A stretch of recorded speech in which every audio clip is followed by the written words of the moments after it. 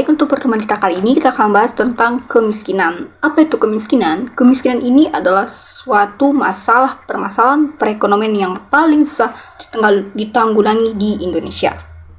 Baik, kita bahas pertama dari pengertian. Ada yang tahu apa itu pengertian dari kemiskinan? Baik, Ibu akan jelaskan ya. Kemiskinan adalah keadaan saat ketidakmampuan untuk memenuhi kebutuhan dasar. Kebutuhan dasar itu seperti apa? Seperti makanan, pakaian, tempat berlindung, pendidikan, dan kesehatan. Dan kemiskinan tersebut dapat disebabkan oleh kelangkaan alat pemenuhan kebutuhan dasar ataupun sulitnya akses terhadap pendidikan dan pekerjaan. Dan kemiskinan dapat disebabkan oleh 4 faktor, yaitu di mana diantaranya yang pertama, laju pertumbuhan yang tinggi. Angka kelahiran yang tinggi di suatu daerah dapat mengakibatkan laju pertumbuhan penduduk suatu negara menjadi lebih besar, sehingga dapat menyebabkan lapangan pekerjaan yang telah disediakan oleh pemerintah menjadi terbatas untuk mendapatkan gaji agar dapat membeli kebutuhan pokoknya. Selain itu, apabila laju pertumbuhan penduduk yang tinggi tetapi tidak sebanding dengan laju pertumbuhan ekonomi, maka akan mengakibatkan kemiskinan semakin meningkat. Yang kedua, masyarakat pengangguran meningkat, di mana faktor pertama mempengaruhi faktor kedua. Laju pertumbuhan yang penduduk yang tinggi dapat menyebabkan lapangan pekerjaan yang disediakan negara menjadi terbatas, sehingga pengangguran di daerah tersebut meningkat. Semakin banyak masyarakat yang pengangguran, maka angka kemiskinan pun akan meningkat. Faktor yang ketiga yaitu pendidikan yang rendah, di mana individu yang memiliki pendidikan yang rendah cenderung tidak memiliki keterampilan, wawasan, maupun pengetahuan yang memadai untuk mendapatkan pekerjaan. Makanya kalian di sini untuk memberantas pendidikan yang rendah agar dapat menanggulangi kemiskinan. Sehingga masyarakat yang berpendidikan rendah tidak dapat bersaing dengan masyarakat yang memiliki pendidikan tinggi di dunia kerja maupun usaha. Hal inilah yang membuat masyarakat berpendidikan rendah kalah saing dan membuat angka pengangguran serta kemiskinan menjadi bertambah. Faktor yang keempat yaitu adalah distribusi pendapatan yang tidak merata, di mana distribusi pendapatan yang tidak merata dapat menyebabkan terjadinya ketimpangan pola kepemilikan sumber daya. Umumnya, masyarakat yang memiliki sumber daya terbatas serta rendah umumnya berada di bawah garis kemiskinan.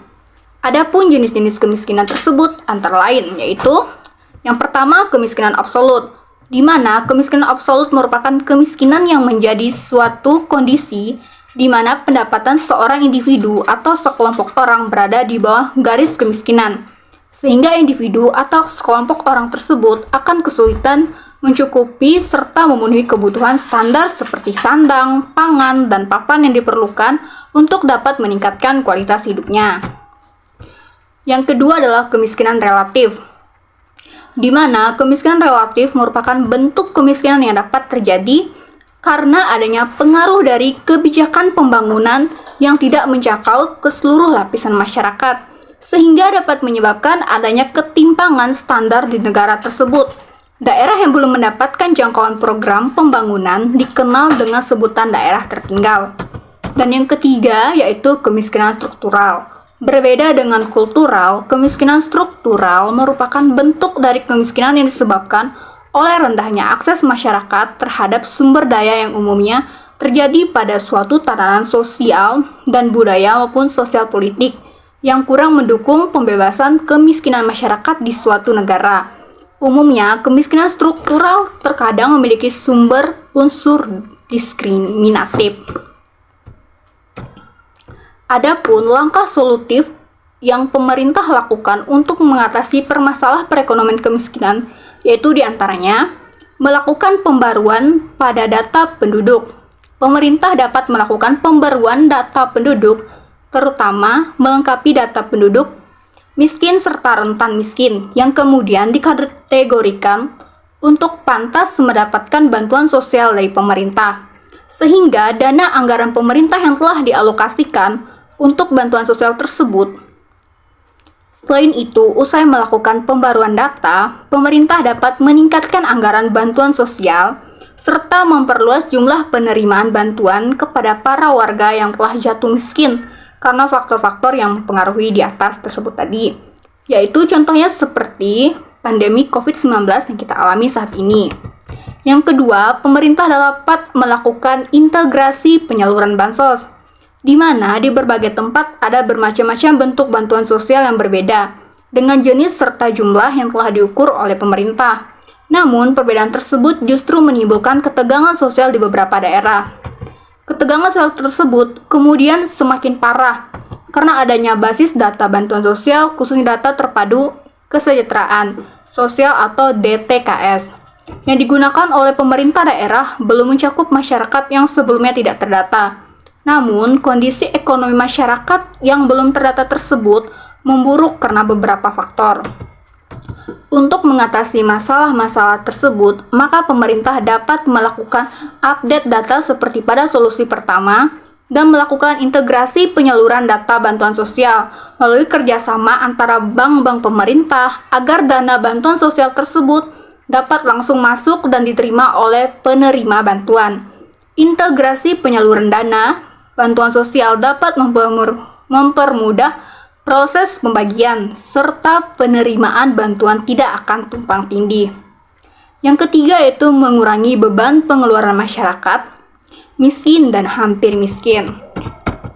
Salah satu cara pemerintah untuk menangani kemiskinan adalah dengan mengurangi beban pengeluaran kepada masyarakat, khususnya masyarakat miskin serta hampir miskin, terutama mengurangi biaya yang dikontrol oleh pemerintah.